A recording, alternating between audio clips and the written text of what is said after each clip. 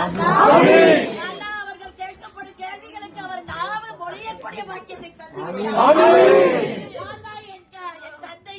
கடைசி வரை நான் தாசன் இன்னல்லாமாடா என்று கூறியது போல அந்த நாவை மடக்கி விடியா